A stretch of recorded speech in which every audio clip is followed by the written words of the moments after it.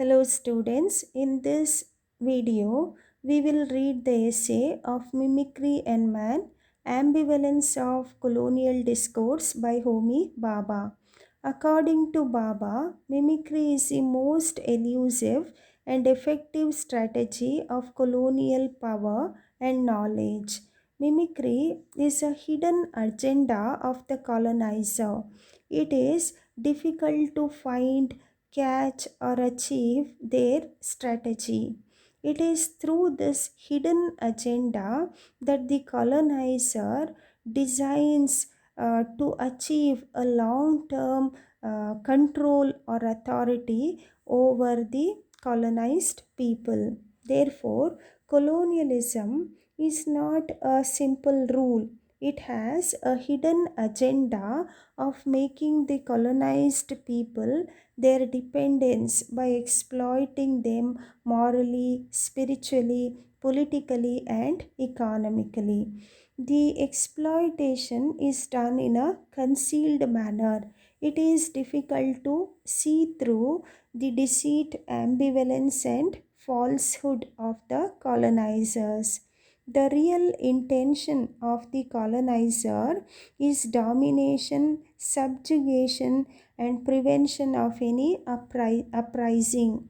But the real intention is disguised under the missionary education, civilizing mission, and evangelism, etc. Through this essay, Baba gives what is the nature of this double standards of the colonizer by giving examples and opinions of several authors. The essay begins with two quotations. The first one is by Jacques Lacan. The quotation reads like this: Mimicry reveals something so far as it is distinct from what might be called an itself that is behind. The effect of mimicry is camouflage. It is not a question of harmonizing in the background, but against a mottled background, of becoming mottled, exactly like the technique of camouflage practiced in human warfare. The quotation is taken from Lacan's work, The Line and Light. In Lacan's opinion, the major dimensions associated with mimicry are travesty, camouflage, and intimidation. Travesty means a false, absurd, or distorted meaning of something. Camouflage is the disguising of military personnel, equipment, installations by painting or covering them to make them blend in with their surroundings. Intimidation means to frighten someone, especially in order to make them do what one wants. In Lacan's opinion, mimicry is rather the demonstration of a certain capacity to perceive both the environment in which one is immersed and one's relationship of immersion in or distinction from that environment. The second quotation is by Sir Edward Cust, where he says that their agenda is to make the colonies dependent on them forever. The quotation is as follows: It is out of season to question at this time of day the original policy of conferring on every colony of the British Empire a mimic representation of the British Constitution. But if the creature so endowed has sometimes forgotten its real insignificance and under the fancied importance of speakers and maces and all the paraphernalia and ceremonies of the imperial legislature has dared to defy the mother country, She has to thank herself for the folly of conferring such privilege on a condition of society that has no earthly claim to so exalted a position.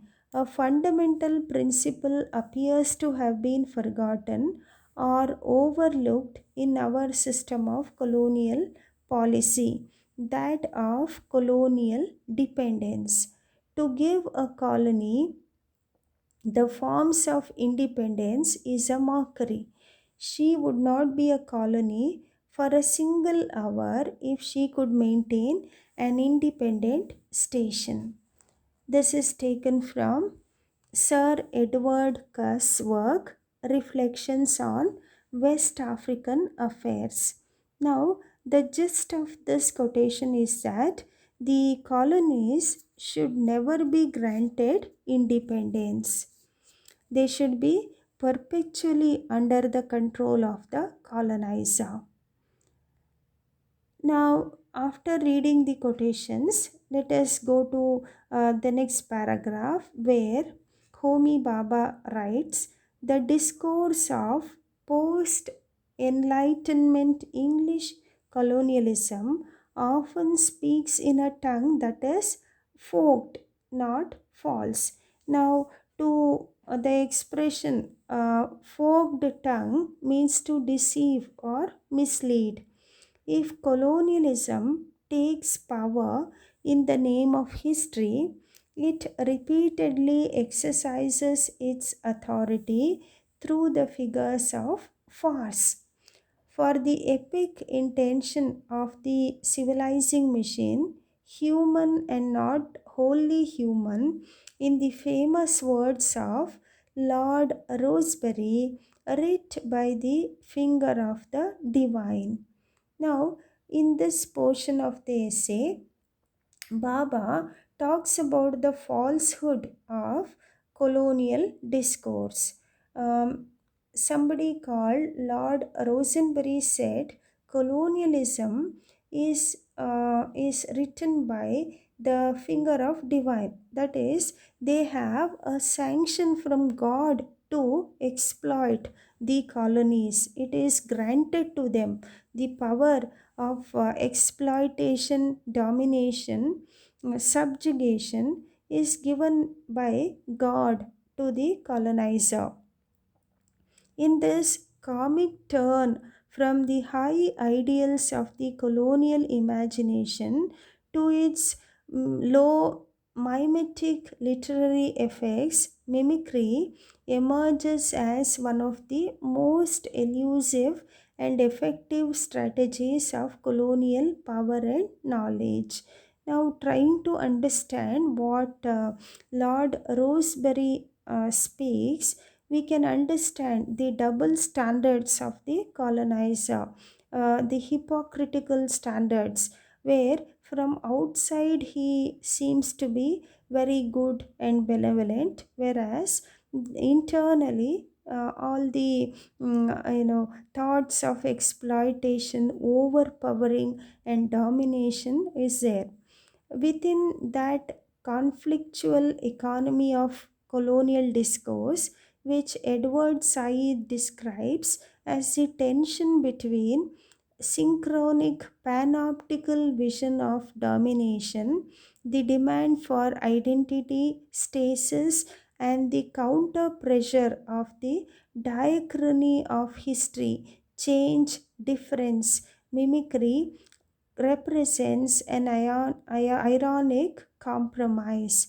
Now, in Edward Said's opinion, colonialism has a synchronic panoptical vision of domination. That is, they always are trying to dominate the colonies. And in Samuel Weber's opinion, uh, it reads like this in the essay. If I may adapt Samuel Weber's formulation of the marginalizing vision of castration, then colonial mimicry is the desire for a reformed, recognizable other as a subject of a difference that is almost the same but not quite, which is to say that the discourse of mimicry is constructed around an ambivalence. In order to be effective, mimicry must continuously produce its slippage, its excess, its difference. That is to say, the colonizer wants to have a subject. Subject is somebody on whom he exercises the power of authority. So the subjects are the colonized people. It is the desire of the colonizer to have a reformed and recognizable subject, uh, who should look like him, behave like him, but who is not his equal. So the subject should be dominated, should be subjugated, and ruled over. He should never give the equality or freedom to the subject. So, mimicry is thus the sign of double articulation, a complex strategy of reform, regulation, and discipline which appropriates the other as it visualizes power. Mimicry is also the sign of inappropriate. So, mimicry has that double articulation. It is that of deceit. It is a double talk. It is false promise. It is a complex strategy of reform, regulation, and discipline. From outside, it looks like that, but actually, it is exploitation of the other, which is the other is the colonized people. The effect of mimicry on the authority of colonial discourse is profound and disturbing. For in normalizing the colonial state or subject, the dream of post enlightenment civility alienates its own language of liberty and produces another knowledge of its norms. So, here the author Homi Baba gives the example of John Locke, who on the outside was somebody who spoke against slavery and who fought for the liberty, but on the inside he himself was practicing slavery.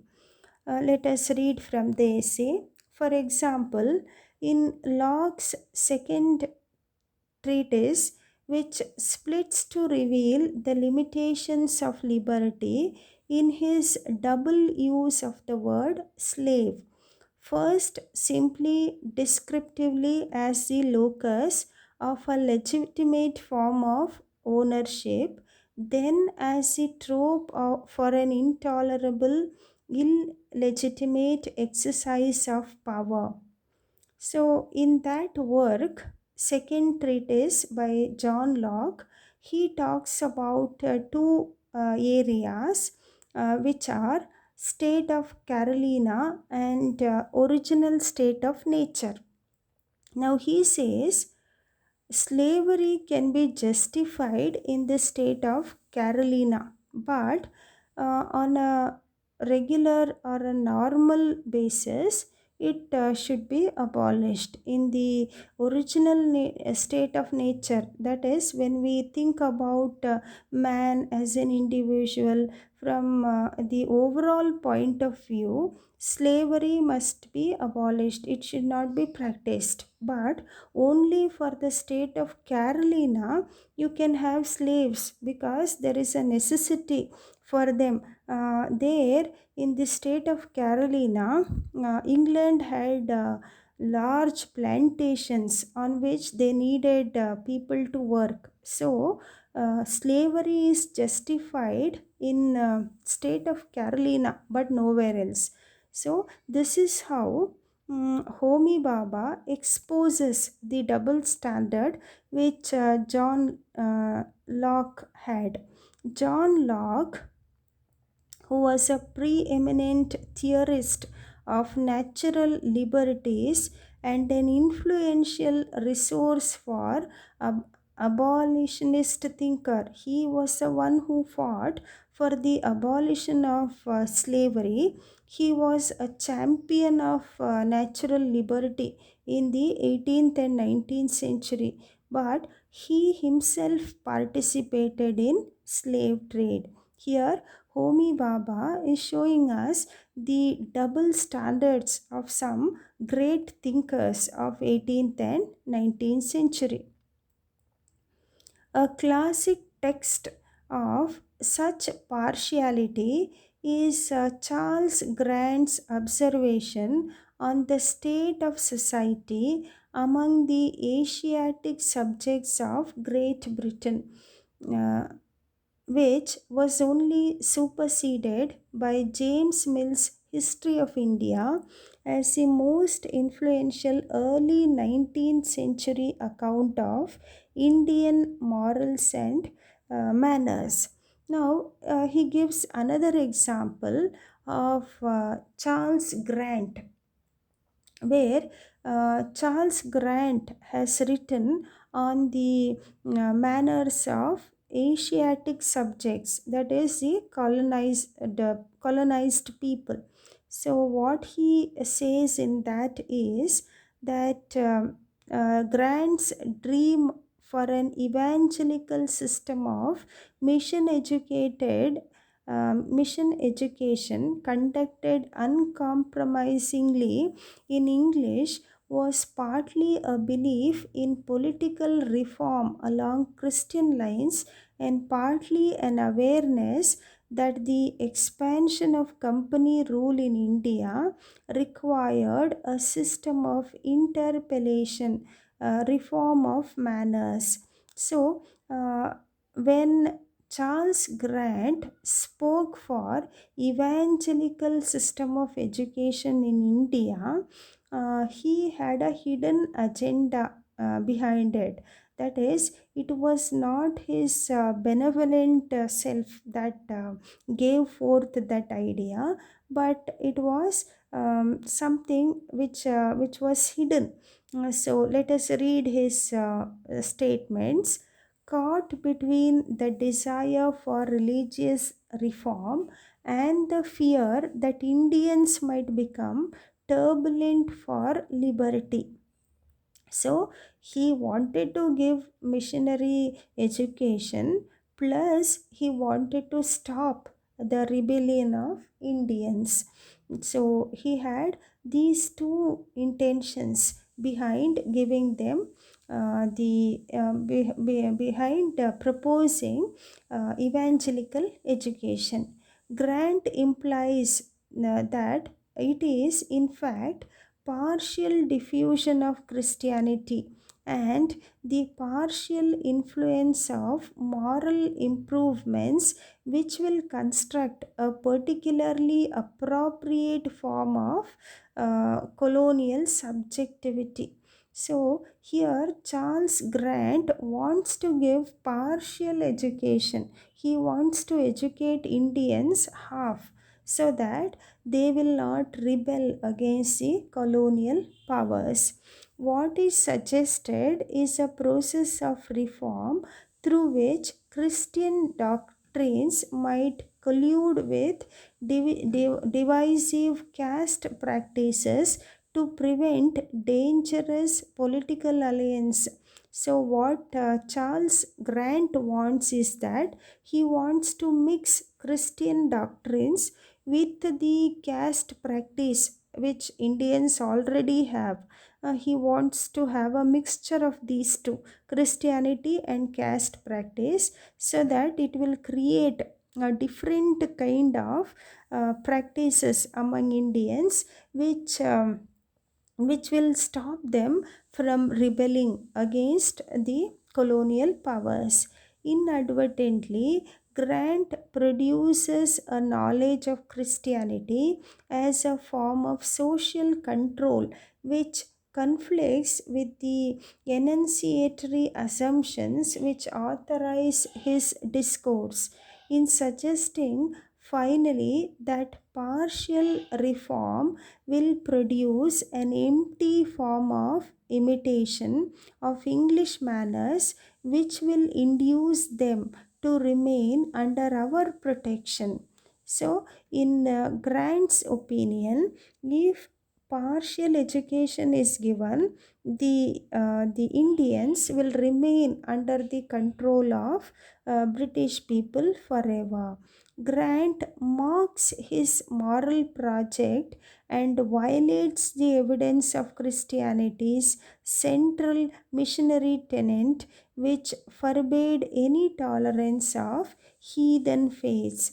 So, by doing this partial dissemination of Christianity, Charles Grant is going against the tenets of Christianity itself.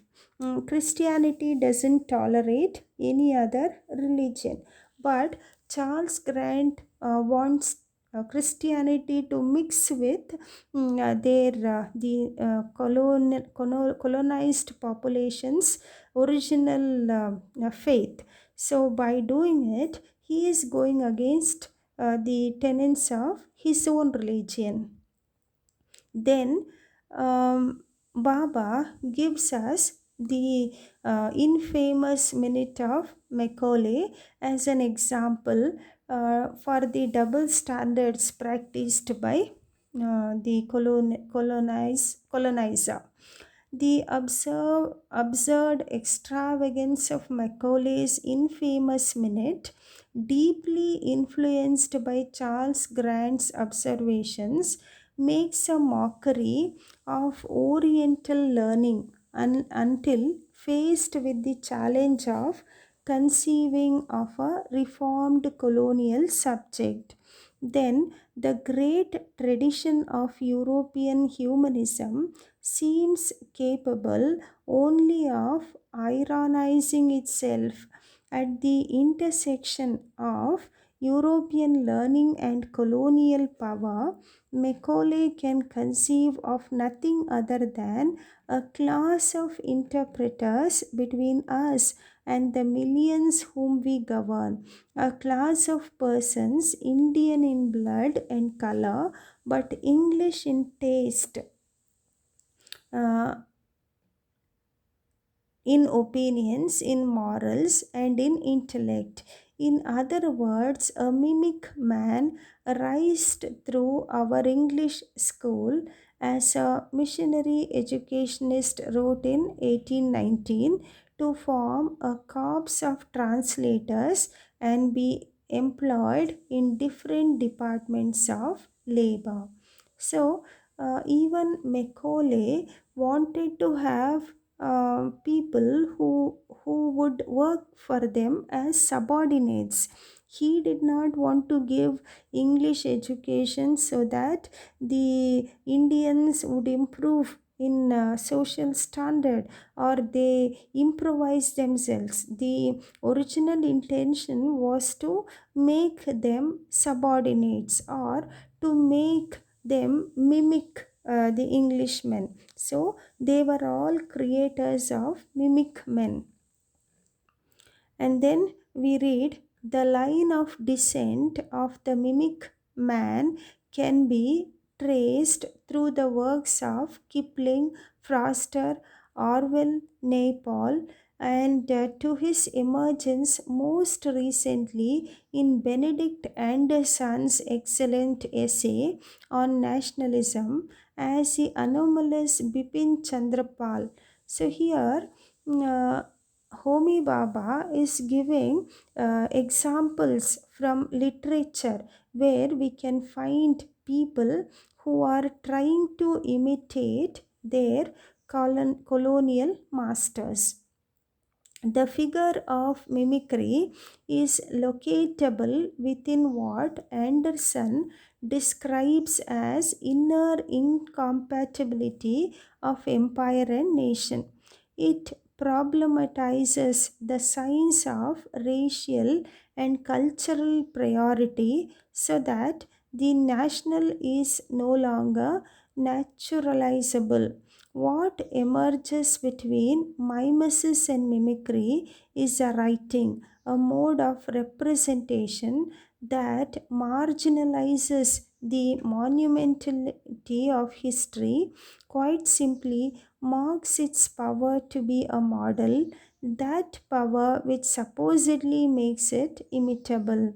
Mimicry repeats rather than represents, and in that diminishing perspective emerges, decodes displaced European vision of Sulaco as the endlessness of civil strife, where folly seemed even harder to bear than its ignominy.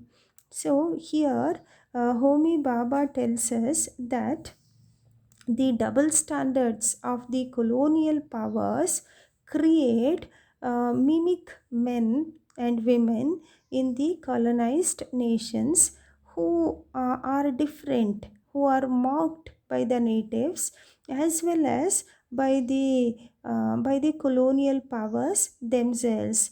He takes the example of Naipaul's novel, The Mimic Men, in which there is a character by name Ralph Singh. We pretend to be real. This is what Ralph Singh says in that novel. We pretend to be real, to be learning, to be preparing ourselves for life. We mimic men of the new world, one unknown corner of it, with all its reminders of corruption that came so quickly to the new. So, these mimic men are the people who imitate the colonized colonial powers, become a different kind of characters themselves, and they, like their colonial masters, are half, that he uses a term colonial halfness. Despite their intentions and invocations, they inscribe the colonial text erratically, eccentrically across a body politic that refuses to be representative in a narrative that refuses to be representational. The desire emerges as authentic through mimicry. What through a process of writing and repetition is final irony of partial representation. So the mimic men are partial representations themselves.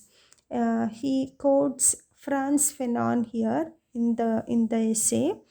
Franz Fanon has observed the black man stops being an actional person, for only the white man can represent his self esteem. Mimicry conceals no presence or identity behind its mask. The menace of mimicry is its double vision, which, in disclosing the ambivalence of colonial discourse, also disrupts its authority. And it is a double vision that is a result of what I have described as the partial representation, recognition of the colonial object. Grant's colonial as partial imitator, Macaulay's translator, Naples' colonial politician as play actor, Decode as the scene setter of the opera of the New World. These are the appropriate objects of a colonialist chain of command, authorized versions of otherness. So these are all the outcome of the colonial mimicry. but they are also, as I have shown, the figures of a doubling, the part objects of a metonymy of colonial desire, which alienates the modality and normality of those dominant discourses in which they emerge as inappropriate colonial subjects. A desire that, through the repetition of partial presence, which is the basis of mimicry, articulates those disturbances of cultural, racial, and historical difference that menace the narcissist demand of colonial authority. So, once again, talking about the colonial powers, Homi Baba says that it is narcissist. The colonial powers are narcissists. They love themselves and they can never think better of others. They only exploit the others, and the mimic men, or the ones who imitate the colonial powers in the colonized countries, are just inappropriate. A gaze of otherness that shares the acuity of the genealogical gaze, which Foucault describes as liberates marginal elements and shatters the unity of man's being through which he extends his sovereignty. So, in Michel Foucault's opinion, colonialism has a gaze of otherness which shatters the unity of a man's being. So, the self or identity of a colonial subject is shattered forever. He becomes a split personality. Baba also quotes Eric Stokes' work, The English Utilitarians, where he says that India has certainly played no central part in fashioning the distinctive qualities of English civilization. In many ways, it has acted as a disturbing force, a magnetic power placed at the periphery, tending to distort the natural development of Britain's character. So, the colonial powers, they not only distort, disfigure the lives of colonized people, but they also disfigure their history.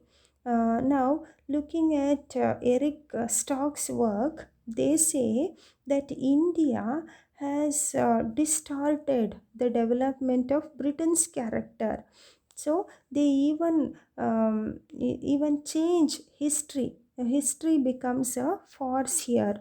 They overpower, or they make it upside down even what is the real history of a place.